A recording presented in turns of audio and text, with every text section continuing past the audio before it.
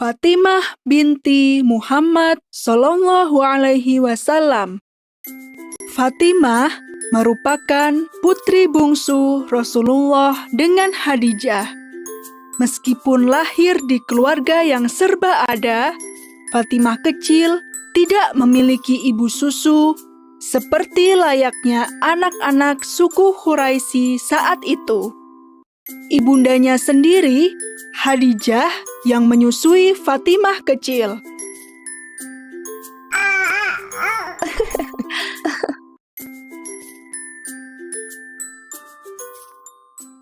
Selain dekat dengan ibundanya, Fatimah juga dekat dengan Rasulullah, ayahandanya.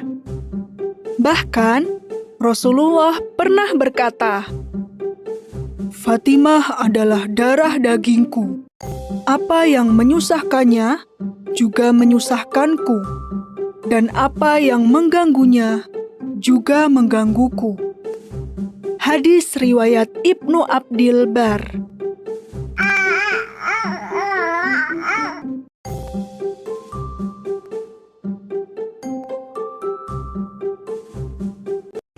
Ketika Fatimah berusia 5 tahun, peristiwa pengangkatan Nabi Muhammad terjadi. Sejak saat itu, kehidupan Fatimah berubah total. Namun, karena usianya yang masih kecil, Fatimah belum paham seberapa sulitnya hidup kaum muslimin saat itu.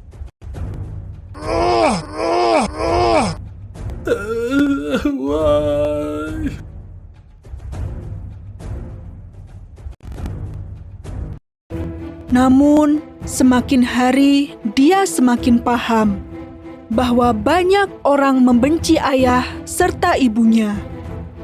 Banyak orang yang dulu bekerja dengan mereka, akrab dengan mereka, kini semuanya menjauh. Bahkan, paman dan keluarganya sendiri pun memusuhi ayahnya. Suatu ketika, Fatimah kecil melihat orang-orang menaruh kotoran unta saat ayahnya sedang sholat.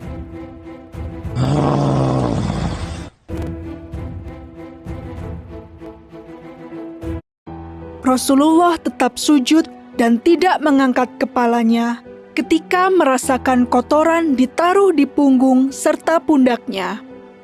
Fatimah kecil menangis melihatnya. Dia bergegas menghampiri ayahnya dan membersihkan kotoran itu. Dia merasa kesal saat orang-orang jahat itu justru tertawa gembira.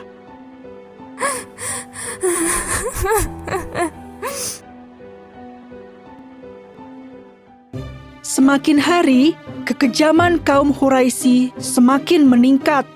Mereka mengucilkan, mencela, berbuat kasar, hingga memboikot seluruh kegiatan kaum muslimin, mengakibatkan kaum muslimin jatuh dalam kemiskinan, tidak terkecuali keluarga Rasulullah. Harta Khadijah habis untuk membiayai perjuangan menegakkan Islam, sehingga Fatimah kecil pun sudah terbiasa hidup sederhana sejak kecil.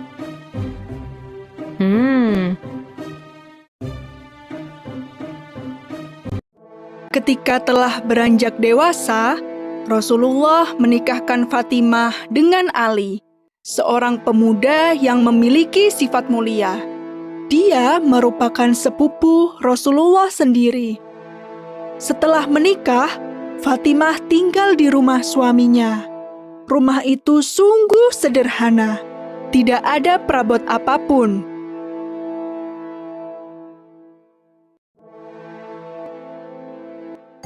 Jarak rumah Fatimah dan rumah ayahnya sangatlah jauh.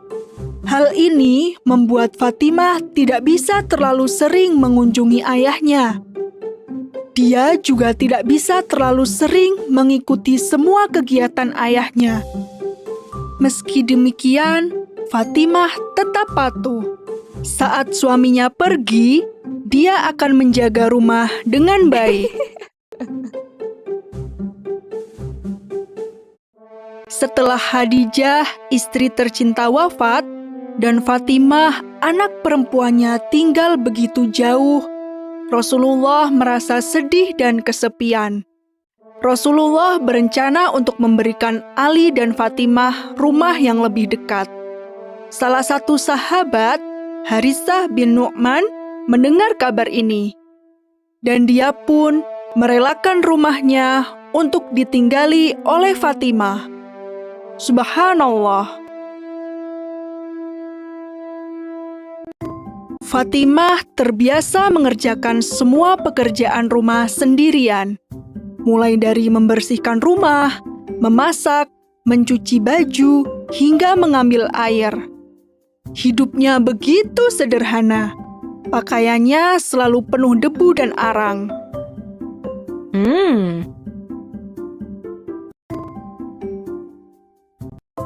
Kehidupan Fatimah semakin lengkap ketika dia memiliki 4 orang putra dan putri. Mereka adalah Hasan, Husain, Zainab, dan Ummu Kulsum. Rasulullah sangat sayang kepada para cucunya, terutama Hasan dan Husain. Bahkan Rasulullah berkata, "Keduanya adalah permata hatiku di dunia." Hadis riwayat Bukhari.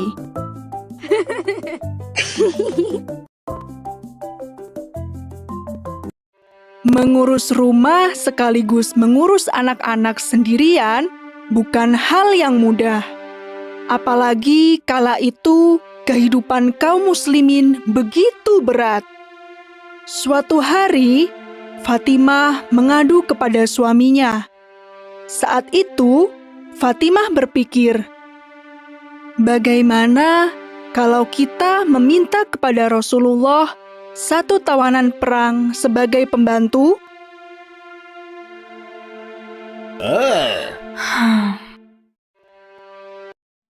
Namun, Rasulullah menolak permintaan putrinya itu.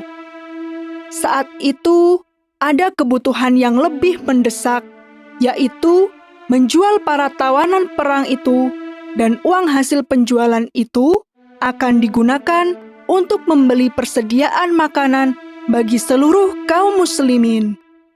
Fatimah dan Ali bisa menerima alasan itu. Namun, tetap saja hati mereka merasa pedih.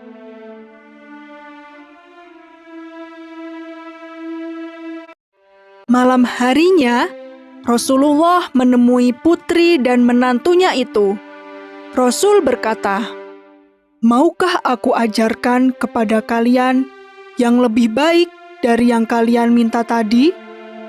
Jika hendak tidur, bacalah takbir 33 kali, tasbih 33 kali, dan tahmid 33 kali. Ini lebih baik dari seorang pembantu." Hadis riwayat Bukhari. Peperangan terus saja terjadi antara kaum muslimin dan orang-orang yang membenci Islam. Fatimah dan wanita-wanita lain pun ikut berjuang. Mereka bertugas untuk mengobati prajurit yang terluka serta menyiapkan makanan dan minuman. Dalam perang Uhud, hati Fatimah pilu kala dia harus merawat tubuh ayahnya yang terluka.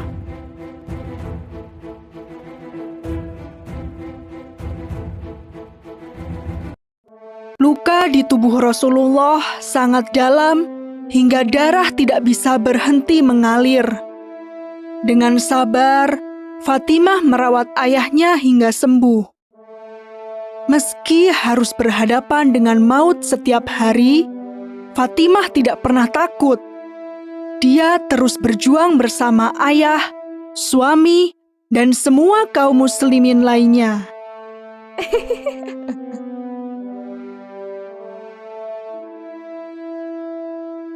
Suatu hari, Rasulullah sakit parah hingga tidak bisa bergerak. Fatimah pun menjenguk ayahnya. Saat itu, Rasulullah membisikkan sesuatu kepada Fatimah. Namun, Fatimah tidak mau memberitahukan kepada siapapun tentang apa yang dibisikkan oleh ayahnya. Tak lama setelah itu, Rasul pun wafat.